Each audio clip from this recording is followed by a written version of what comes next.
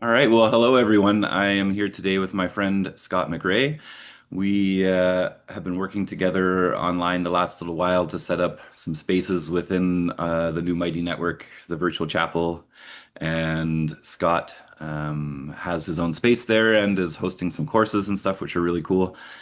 And we wanted to just mostly chat today and kind of have a chance to go a little deeper, maybe with our own contemplative teachings together and how they might resonate or differ or all those sorts of things, and maybe just let give a little window into what you're doing so that everybody in my audience and all of our folks can have a sense of where you're coming from and what you're up to and that kind of thing.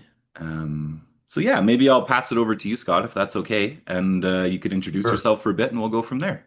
Yeah. Yeah. Thanks, Justin. Appreciate this opportunity to just chat with you. And I also really appreciate what you're building, what you have built with the virtual chapel. I think this work is so essential right now. And anyway, it's a beautiful platform, and I think it's a part of something that's emerging in terms of spiritual support. So thank you for that. And maybe just by way of introduction, to say a little bit about my background. From being a small child, the spirituality thing has been sort of within me and around me. And I've had varying relationships with the spiritual life over the years. But through it all, ended up becoming a religion major, psychology major in college, heading off to divinity school and getting a master's in divinity. And then thought I wanted to teach theology, but then realized that felt awfully cerebral and I would have to live in libraries for a long time, which wasn't bad, but I really wanted to be with people. So ended up going into parish ministry in the Lutheran Church. Here in the States, I live in Minneapolis and have spent most of my life in Minnesota. I did parish ministry for some time and then went off to campus ministry when I was really drawn to working with seekers and sort of the edginess of the campus environment and students. And then from there, I got into work with training chaplains and training people in ministry for pastoral care and got into the hospital setting and became a supervisor in clinical pastoral education. And for people that have been in ministry, many of them have gone through sort of the intensive training that comes in a hospital setting for supporting people spiritually. So did that for 27, 28 years in the hospital setting. And then 16 of those I also supervised, or I managed a spiritual care department in a hospital and did ethics work and end of life work and integrative health and all kinds of different things. And then more recently have left the hospital world. And along the way, I became a spiritual director thanks to my wife, who did a program. And after the first day of the program, came home and said, "You have to do this." So along those 20 some years, I did the training of spiritual direction and then became a part of a faculty to do that training. And so spiritual direction has been a big part of my life. And along the way, started something called Sojourners Institute, which is focused on spiritual direction, spiritual development, human development. And so have been building that up in the years since I've retired from my hospital work. And I do primarily, see individual clients. I run an apprentice training program for spiritual direction. I offer workshops and I lead groups. And the most the sort of the newest iteration of that is working with you in virtual chapel and doing this online community and offering a course that I have led over the years. So yeah, just I live in Minneapolis. I live with my dog Fergus and my wonderful wife Melanie. And she's a grief counselor with hospice and also does spiritual direction. And then we have a 34-year-old daughter who is a therapist primarily in the autism world. And she also lives in Minneapolis. And I've got a 92-year-old mother who's still alive and living independently. So that kind of brings you up into my life as I sit here with you today, Justin. Yeah, well, thank you. I appreciate that. I'm not sure how much you know about my background or where my sort of formation and stuff. Yeah, a little bit, but I'd love to hear more. Yeah. Yeah, so I have a unique spiritual background, I guess. I grew up a mixture of Quaker in a very traditional rural unprogrammed meeting in southern Ontario with gray walls and a fireplace, and we got flush toilets when I was like 10 or something like that. Oh, wow. And I lived on a farm along with a lot of the people in our, not on the same farm, but we all had farms and stuff. But we had a car and a TV and stuff. But a lot of some of my friends had horse and buggy, and it was kind of, we were on the Wow. edge of that kind of world. Hmm. But Quakers are super open-minded and liberal, especially in Canada. And um, I also grew up Wiccan and going to neo-pagan stuff. And my Hmm. earliest experiences leading spiritual groups was actually as a child, reading Scott Cunningham books and leading people through astral projection stuff when I was Oh, like wow. 9, Interesting. Yeah. basically just, just playing kind of thing.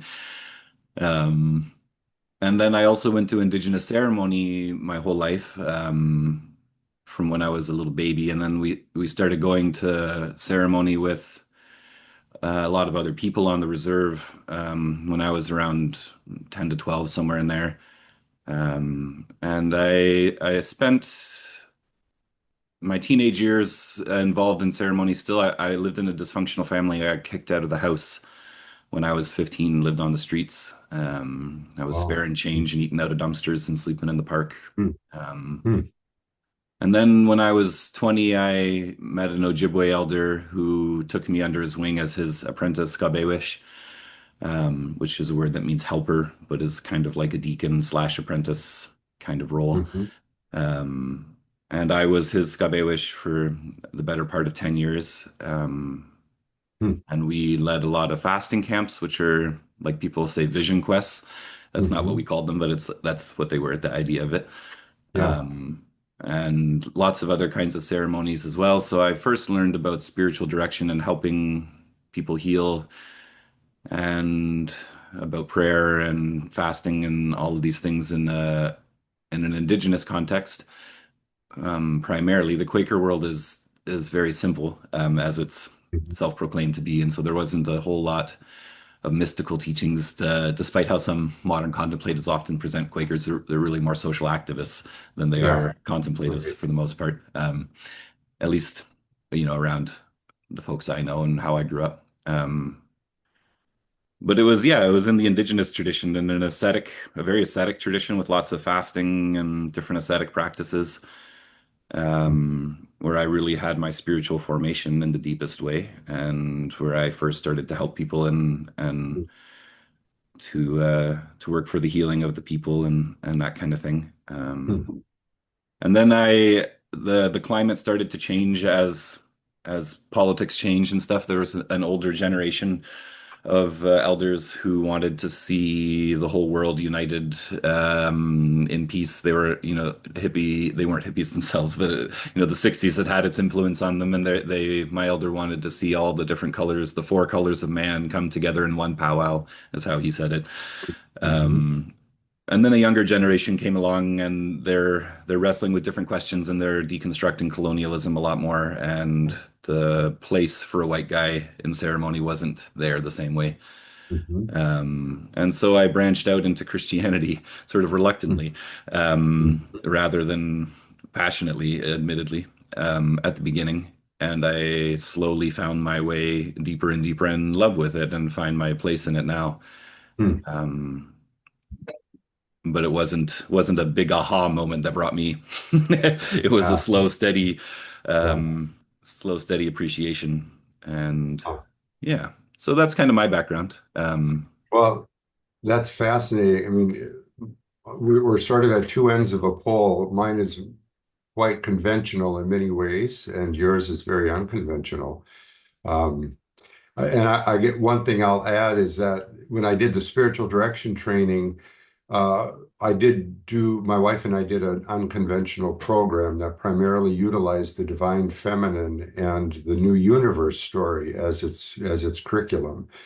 And so in that way, I think I've always been fascinated by the edge and just beyond the edge in my own Christian tradition, even though I've still a card carrying Lutheran pastor, but um, really drawn to people who are seeking or drawn to the edge. And so, anyway, in that way, I think some of our interests in mystical Christianity and um, some of the wisdom traditions, I think we find a meeting place there. Yeah, it sounds like it for sure. Yeah. Yeah. Yeah, so I'm curious if you'd like to share around the I don't know if pedagogy is the right word, if it's too technical of a word, but around the practice that you've developed and that you apprentice people in spiritual direction, if there are any like big overarching principles that you follow or anything like that that Mhm. might give us Yeah. a window into how you do things and what insights you've learned and Yeah. Thank you. Well, pedagogy is a word I'm very familiar with. In the training of chaplains, it's a small group model. And so our training was based on the synthesis of theology, human development, and educational theory. And so I was really steeped in the work of helping people join suffering in a way that was supportive of people in suffering. Um, and so that was the work for 27 years in many ways. And that has really informed how I approach training spiritual directors. It also really informs how I do individual client work and groups. And I think if I had to sort of name one principle that feels fundamental to me, it's about the capacity to track level of awareness. So I've created a model that I call my awareness V map, a title my daughter thinks I need to change. She thinks it's really a bad title. But anyway, that's what it is. And it has three different levels of awareness. The bottom level is reactive, where we're really caught in being triggered and in our sort of instinctual defensive modes. And then the second level is creative level of awareness, where we really start to activate some of our best human potentials, the positive aspects of our personality. And we're able to be accepting and empathic and courageous. And then the third level of awareness is really the shift into a spiritual level of awareness that we access by really dropping the ego and letting go into surrendering, in a sense, into alignment with spirit. And that's a whole nother level of perception, of awareness, of living. And so the training that I do with people is all around that journey from our reactive self, which we access all the time, up into that potential of a spiritual perception and awareness that's quite life-giving and I think is so needed right now. So that's sort of a fundamental model that I utilize. And as I work with clients, I'm navigating that continuum with them and trying to help them understand their reactivity. I utilize the Enneagram a lot. And I know we have a wonderful group with Nien within the virtual chapel. She does a beautiful job with that. And then just also just what are the sacred contemplative practices that help us awaken to our own ways of getting stuck and how we move into alignment with the more, with the spirit. So, yeah, well, there's a Quaker expression, that friend speaks my mind. oh Which just yeah, means it's like, amen, I agree.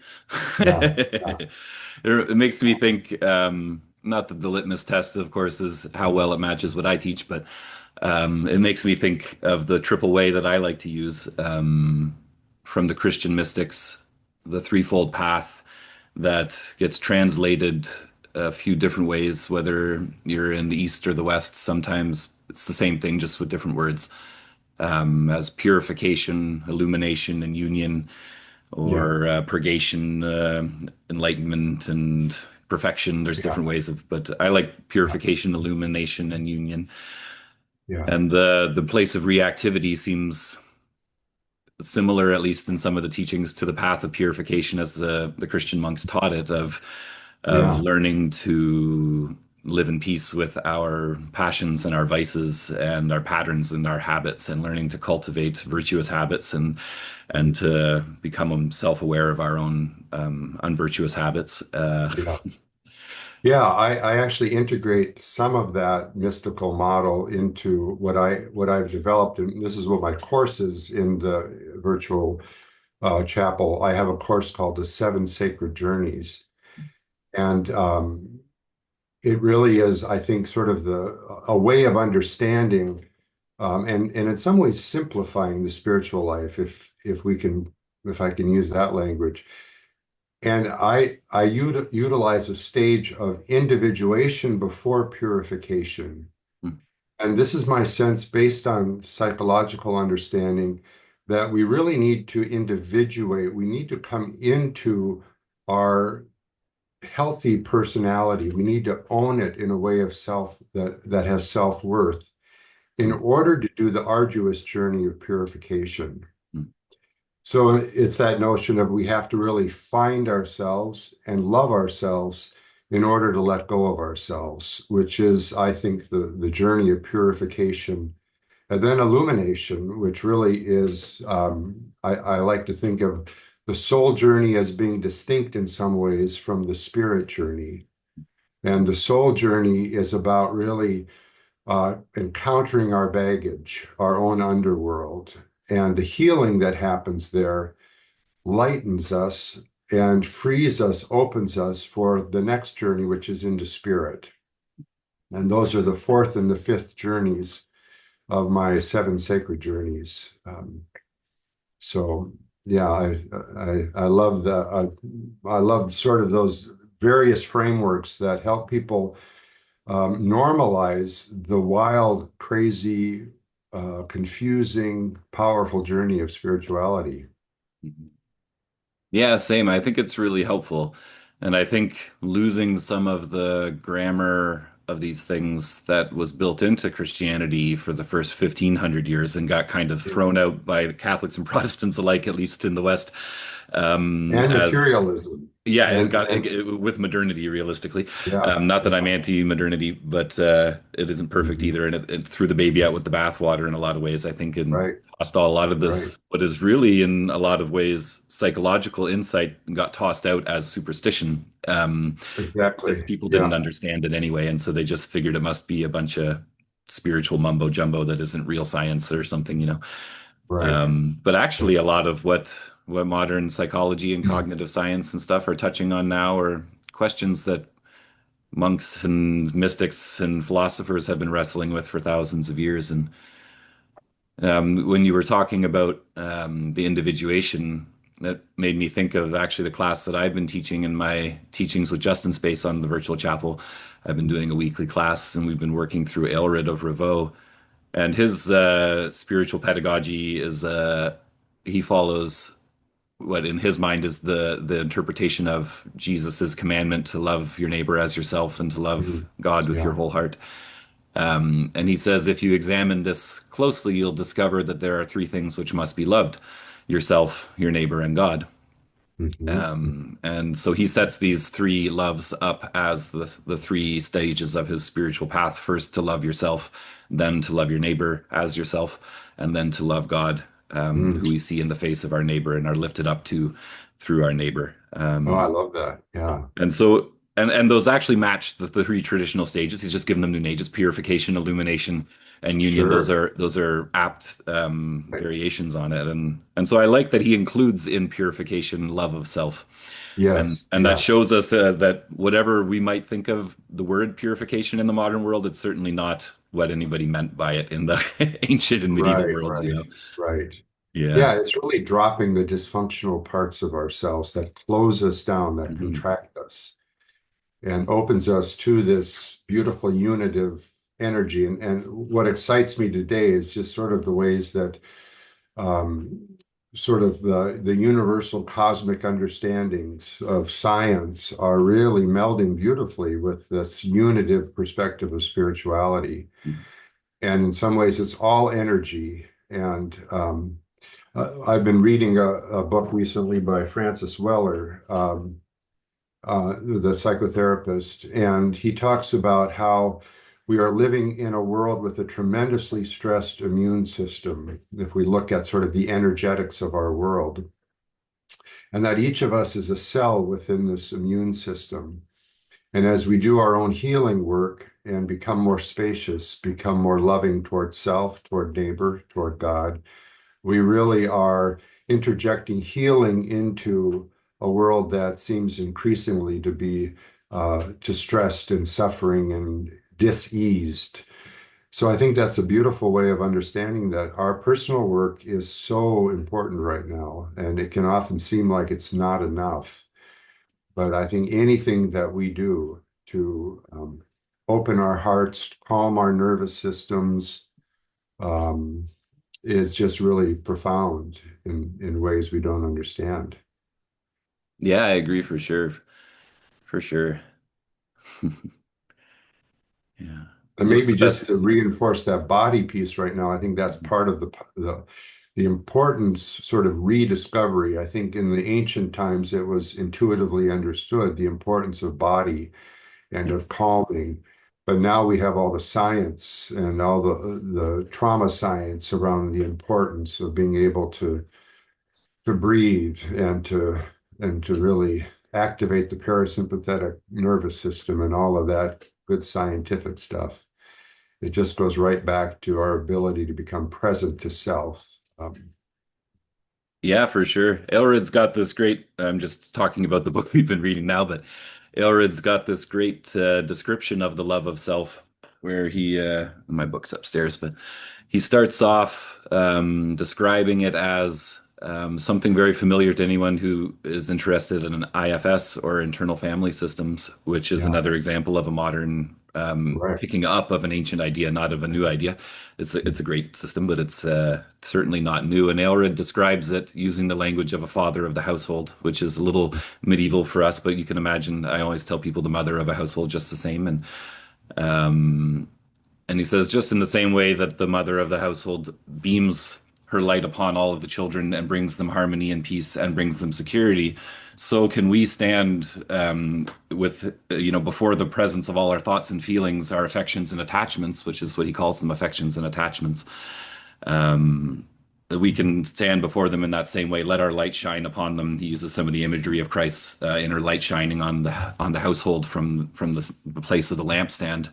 Um, and then he says, once we've learned to do this, there's a few steps that happen. And the first one is a marvelous sense of security.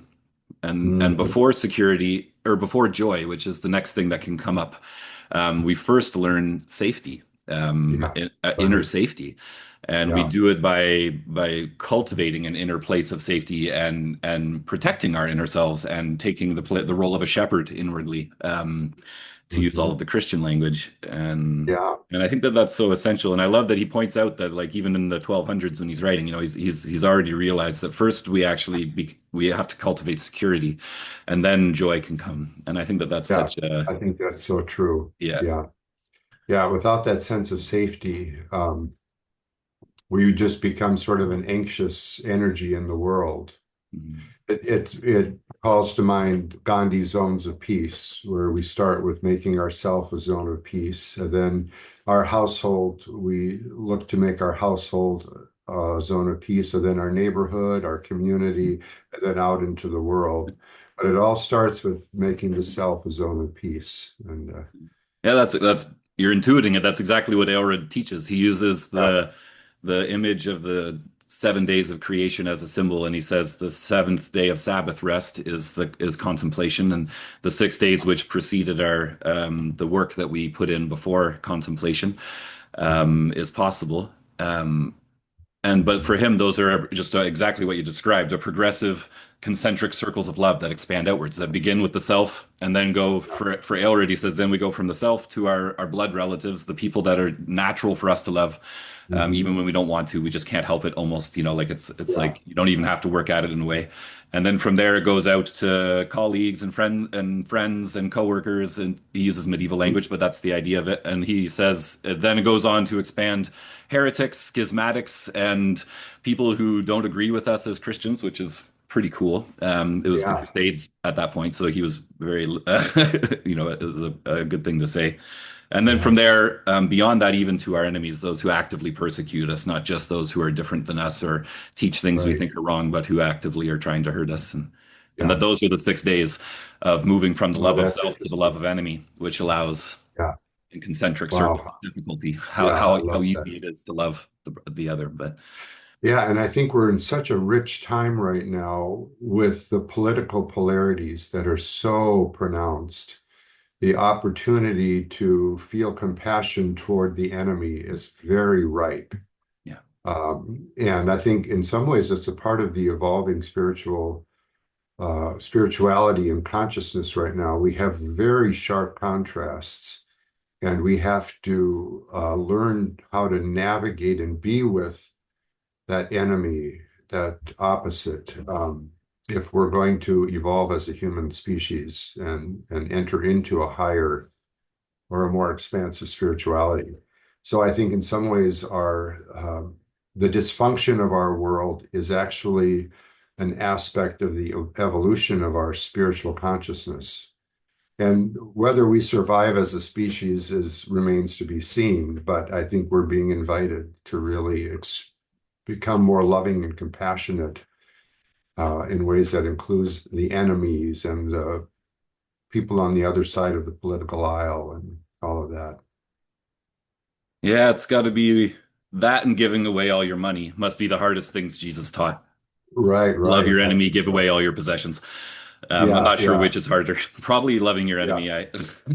yeah. It's all hard, But boy. We do we easily feel unsafe.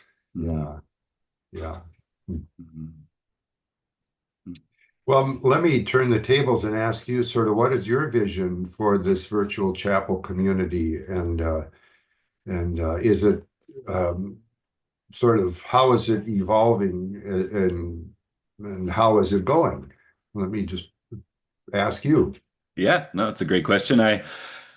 As with all things, I sort of stumble my way around in the Mhm. dark, dimly, or something like Mhm. that.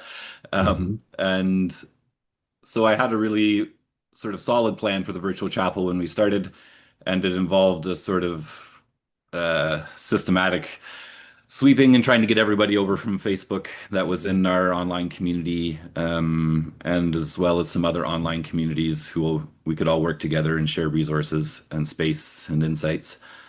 And that's still growing and happening. It's happening a lot slower than I had originally hoped, Mhm. which is just a piece of humility for me to accept and to work through and to continue on. I think this is a great step in that journey as well. So I don't know exactly all of that to say where it's going to end up.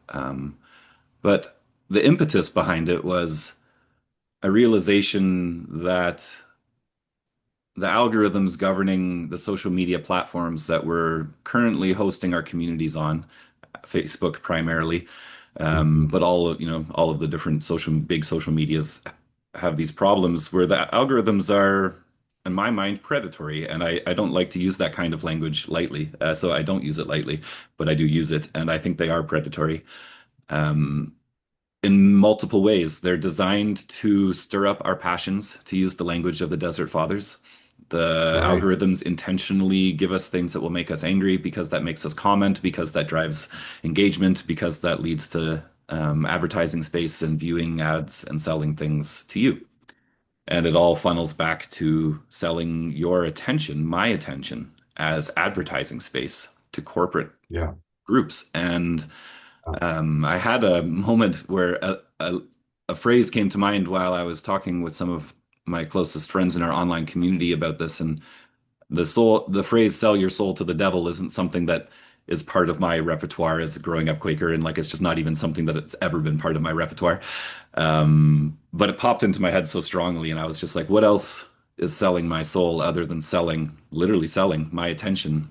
Um, Yeah. I not that the soul is so easily defined as just calling it attention, but if there was something you could call the soul, Mhm. Yeah, attention yeah, has to be at least a key part of it. And we're yeah, selling our attention, we're selling our emotions and our vulnerability and our susceptibility to wicked men doing wicked things. yeah, And so I want to have an alternative to that, um, where we can pay up front the money that it costs to have such a service, which is why we're in such a trap, I think, with the big social media companies, is that on the one hand, they're exploiting us, but all they're asking is our attention. You know, it's like the classic sell your soul to the devil kind of thing. It's such an easy thing to yeah, give. It's not a right. big ask. It's a tiny little ask that leads to huge problems. Yeah, And they give us a beautiful platform that costs hundreds and hundreds of millions of dollars annually to maintain and produce. Multiple, large buildings filled with staff to maintain and produce things that are beyond the capacity of you or I to do. And they give it to us for free in exchange for our souls. yeah, And so the only alternative that I could come up with was to pay a non-exploitative company what they're actually worth to provide us the services we really need. And I did some research and I found that Mighty was, in my mind at the time at least, and still I think probably the best option for us. And a lot of spiritual direction groups I know are using it as well in the Center for Action and Contemplation. And so they've got a good ethos that has attracted a lot of good groups. And yeah, yeah, so there's a lot of ethical and contemplative questions all mingled together yeah, behind it for me. And where it's going to end up, I don't know exactly yet, but I hope that as I know Facebook just keeps getting worse in it, and the truth is for anyone who's watching, it's just going to keep getting worse. And they're yeah, open about it. Like if you just have to read their intentional projections and floor plans and projects, and they're moving forward in a way where they're squashing out little communities and they're yeah, trying to get everyone to look at AI generated content only and not leave the platform at all. And any external links are yeah, getting shut down and not promoted. And anyway, it's just going to keep yeah. getting worse. Contracting. It's contracting our awareness. Yeah. Yeah. Our friends, it's so bizarre. We get fewer and fewer friends that actually show up in Facebook and more ads. And yeah, Yeah, and it's even just not like I used to see all my online community, not even real life friends, but just my online community of like-minded contemplative Celtic Christian yeah, folks and whatever. And I used to see their stuff in my news feed up until quite recently, last yeah, couple months. And now I see more and more evangelical talking points of, yeah, is the Bible true? What about this verse? And the yeah, algorithms clearly can't figure out how to pin me down. I'm too weird yeah, right, Christian, and so right. they're trying to land me in these big groups and these big things they want me in, and Yeah, I don't fit at all. And yeah, yeah, but yeah. Hmm. yeah, Well, I think sort of we're all seeking on a deep level belonging. I think we're looking for connection to something that's greater and more. And I just value anybody and any group that is supporting healthy belonging and connection. And yeah, I'm excited that we're on this venture together, and I'm excited to where it goes. I feel like I'm in kindergarten with the Mighty Network and the virtual chapel, and looking forward to advance and just understand it better. And yeah. The biggest uphill battle I think has been understanding it and learning it, both for the general public who are coming in, which is free for anyone who's watching it to join for the public. Um, but also for me and other community hosts on the platform trying to learn what the best way to, we were talking before we got on this yeah, call, what's the technical best way to get people from here to there and show this and that. And there's yeah, yeah, a steep learning curve that, yeah. um, that's why those free platforms are so enticing because, Right. Yeah, yeah, because of all the yeah. resources they put into making it easy for us to sell our souls. Right, right, Yeah. right. Hmm. Yeah, I feel like this has been a really great conversation, and I wonder if not making it go too long so that people don't get overwhelmed by Yep, it might be a good yep. idea. But I wanted to, before we wrap up, open it up for you again if there's anything else that what I shared stirred up, or what you just want to talk about, or for your course or anything, or Yeah.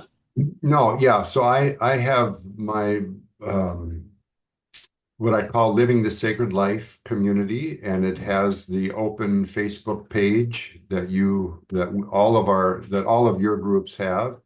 And then I have two really subscription offerings, and I'm making the first month free for people as a trial that they can check it out. So I have my Seven Sacred Journeys course, and then I have what I call the Sacred Companion Circle, which is a group where I have um, every week I post a spiritual practice and a reflection on a spirituality theme. And then we meet each Wednesday in the afternoon for an hour and just reflect together as a group on the practice and on the reflection. And just, I also do what I call an inquiry session, a 15-minute mini spiritual direction session with somebody in the group, just to sort of prime the pump for ways we are connected as spiritual people. So that's what I'm offering through that. And I just go back over and over to believing this contemplative work right now is not optional if we want to stay present and stay be a positive force in the world. So I'm grateful that your channel is a way of doing that, and I just hope people will, as many as possible, will jump in, and I'll do my part to support people joining the virtual chapel. Yeah, well, it's much appreciated, and I'm very much looking forward to seeing what unfolds, Mhm. what evolves, whatever direction, whether we're going up or down, you want to talk about it. But Yeah, yeah, yeah, yeah, great. and thank you so much for your time today, Scott. And it's been Yeah, just also a genuine pleasure to get to know you a little better and likewise. Yeah, to see your spirit a bit more clearly. So I yeah, appreciate that. yeah, Yeah, likewise. Thank you. I appreciate it and look forward to more of these conversations down the road. yeah, it sounds great. You take care. All right, thank you.